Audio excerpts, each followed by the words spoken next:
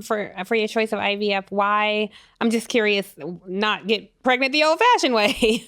Yeah. So a couple of things. One, I came up in the South in a Baptist family, and I grew Mm-hmm. up with both of my parents who are still married to this day. And I had certain values and traditions in my mind about what my family should look like, which is why it took me so long to do this, because I kept waiting for the ability to meet the right person. And that person didn't come along. And I did not want to sacrifice my family unit with a relationship with someone that was not a lifetime commitment, such as marriage. So I'm heterosexual and I date men. And I wanted the man in my daughter's life, in my children's lives, to be their father and my husband. And if that wasn't going to be the case, I did not want to sacrifice or potentially bring in a co-parenting situation, which for some people it works. I just didn't think that was going to work for me. So it was kind of an all or nothing type of scenario for myself. So I did decide to use an anonymous donor. And for the benefit of my daughter, who will be 3 in December, I did choose a donor who will allow her, once she's an adult, to make the decision if she wants to reach out to him. And the donor was receptive to that as well. The donor is receptive to that, although I do not know him. Was that important to you? It was important to give my child, my to be child, that choice. Yes, Mm-hmm. that was very important to me because I'm sure she will have questions that I'm not sure I have all the answers to right now, and it probably will not be articulated very well when she does ask questions, but we'll figure it out together. Like I said, she's almost 3 now, so she doesn't have any questions.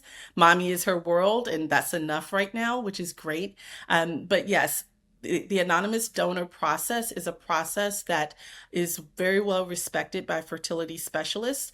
There are several sperm banks that are available on market where you can look at the health history of the donor. You can see what his interests are. You can see pictures of him as a child, and you can really craft and figure out what's right for you. It is a very overwhelming process. I think it's even more difficult than finding a spouse. In the sense that you really never have an opportunity to talk to the person. So you're just reading their essays, you're listening to their voice, you're looking through their health records and really trying to make a determination.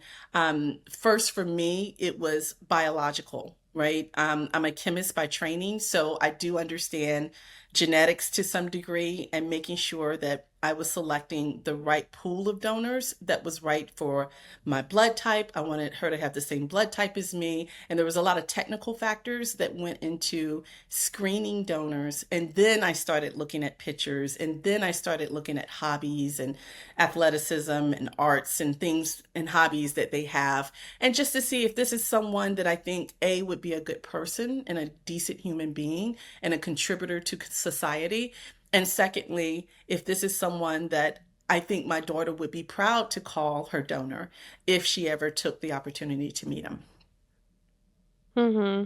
So when you say things like their hobbies and what things that you wanted your daughter to have, I just wonder because some of it, I totally get your point around wanting to know, what kind of person your donor is.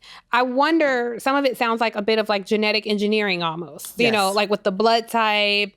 How much of that was a consideration for Yeah, so you? there is a fine line for that. I do know women who went through a donor search process and they only went by looks. And that was not my first criteria.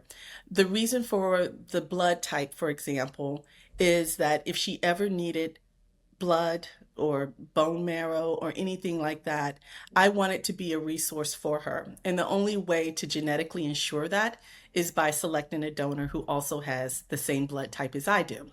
So there's only the option of the offspring having the donor, I'm sorry, of the blood type that the two parents have, the two pools of genes have. And so that was a very practical piece.